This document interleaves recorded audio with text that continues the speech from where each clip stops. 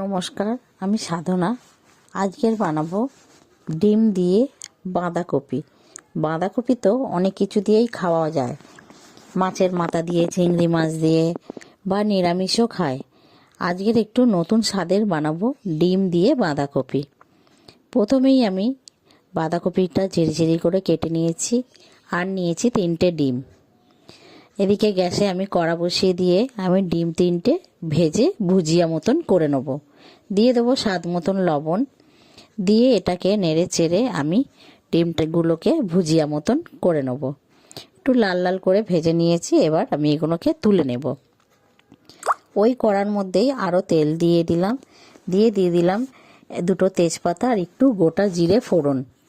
ফোড়নটা যখন ভাজা গন্ধ বেরিয়ে গেছে, দিয়ে দিলাম বড় সাইজের একটা পেঁয়াজ কুচি।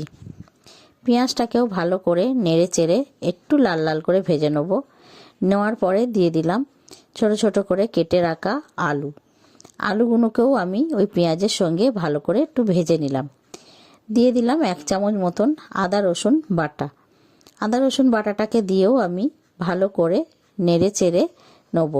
যখন আদা রসুনের গন্ধটা কেটে যাবে, তখন আমি দিয়ে দিলাম 2টো টমেটো কুচি।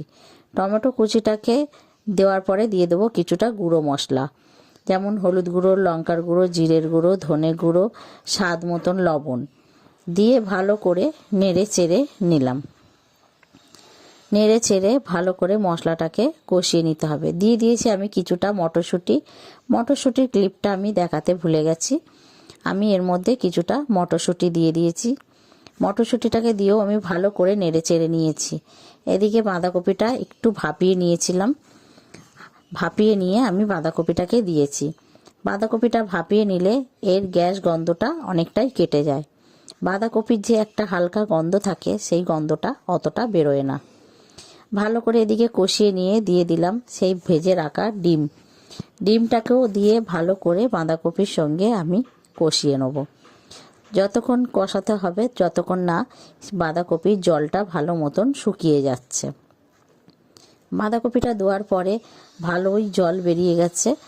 বাঁধাকপির যে জলটা, সেটাকে আমায় শুকনো করে নিতে হবে। দিয়ে দিলাম একটু স্বাদ মতন চিনিটাকে দিয়েও আমি ভালো করে বাঁধাকপির সঙ্গে মিশিয়ে দেব। বাঁধাকপির তরকারিতে হালকা একটু মিষ্টি দিলে খেতে স্বাদই লাগে। এদিকে আমার বাঁধাকপিটা পুরো শুকনো শুকনো হয়ে গেছে। আপনারা এর মধ্যে ধনেপাতা কুচি দিলে দিতে পারেন, বা না হলেও একটু গরম মশলার গুঁড়ো ছড়িয়ে দিলেও হবে। ধনেপাতাটা দিলেও এতে ভালোই লাগে। আমার কাছে ছিল না, তাই আমি ধনেপাতাটা দিইনি। আপনারা পারলে আপনারা ধনেপাতাটা দিয়ে দেবেন। আমার যদি এই ডিম দিয়ে বাঁধাকপির রেসিপিটা আপনাদের ভালো লেগে থাকে, তাহলে একটা লাইক, কমেন্ট, শেয়ার করে দেবেন, আর সাবস্ক্রাইব করে আমার পাশে থাকবেন। আর ফেসবুকে দেখলে পেজটাকে ফলো করে রাখবেন।